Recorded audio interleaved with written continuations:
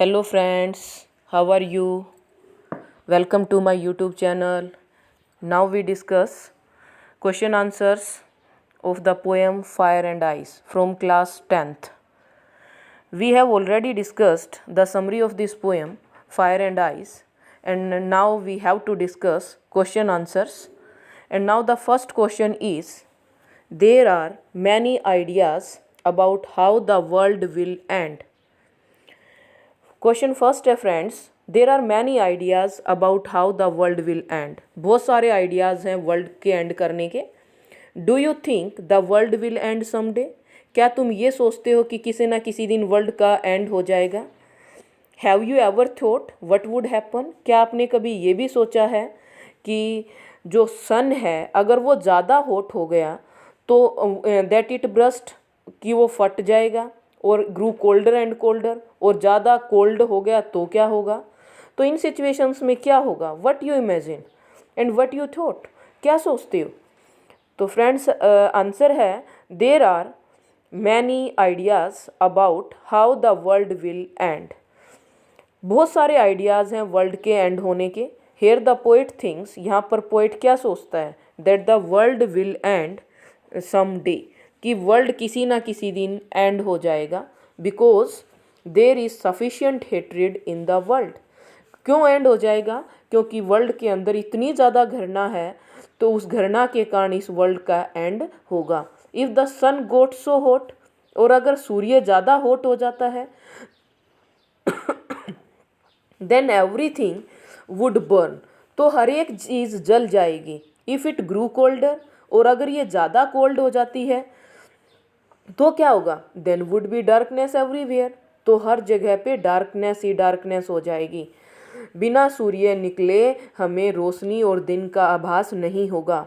Without the heat of the sun, बिना सूर्य की रोशनी के या बिना सूर्य की गर्मी के नथिंग वुड ग्रो, कोई भी चीज़ नहीं उगेगी। Because the sun's heat is necessary, क्योंकि सन की जो हीट है वो बहुत ज़्यादा ज़रूरी है। किसके लिए? लाइफ के लिए, हर चीज़ की प्रोडक्शन के लिए, हर चीज़ के ग्रो होने के लिए। तो now question 2, for frost, frost के लिए what do fire and ice stands for? Fire और आइस क्या स्टैंड करते हैं? किसके लिए? फ्रोस्ट के लिए। इसमें फ्रोस्ट के व्यूज़ हैं। फॉर फ्रोस्ट, फ्रोस्ट क्या कहते हैं? Robert frost. Fire and ice stands for different ideas. Fire और आइस डिफरेंट आइडियाज़ को स्टैंड करते हैं, एज इज़ गिवन बिलो, जैसा कि नीचे दिया गया है। क्या है? फायर स्टैंड्स फॉर, फायर किसके लिए स्टैंड करती है फ्रेंड्स? कॉन्फ्लिक्ट, संघर्ष, एवारिस, fury, intolerance.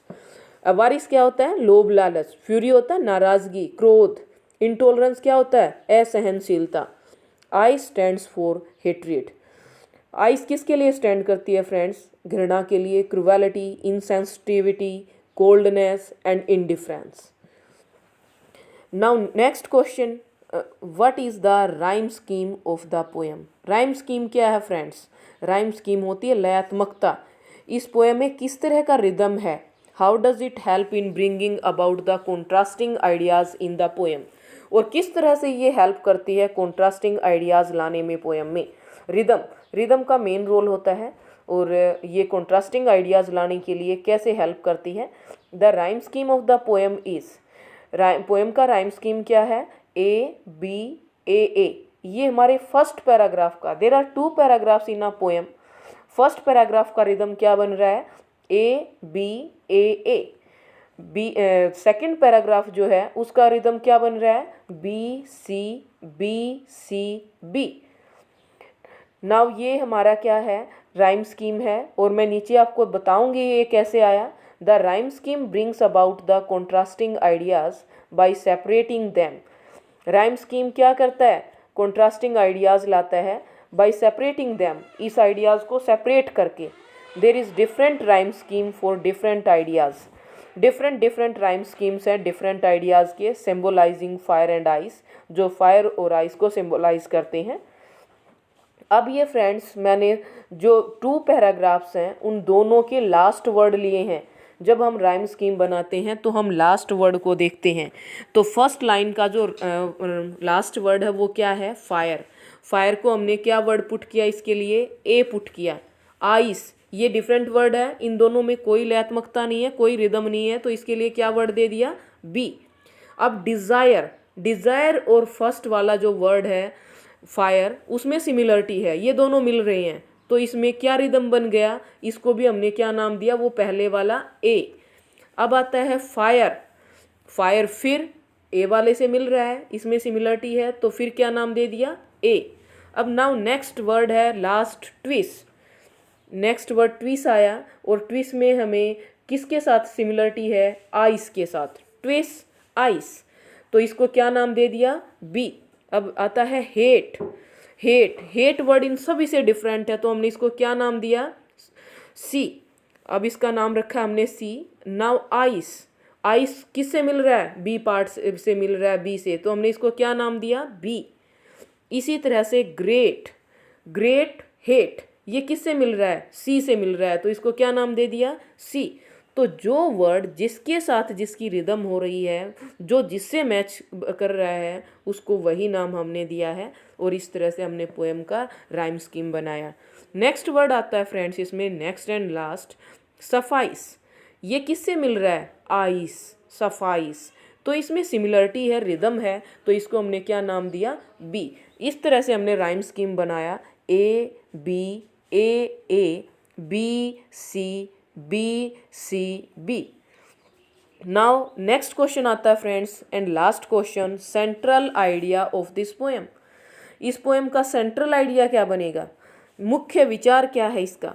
This poem is about how the world will end. ये पोएम किस बारे में है कि वर्ल्ड का एंड कैसे हुआ।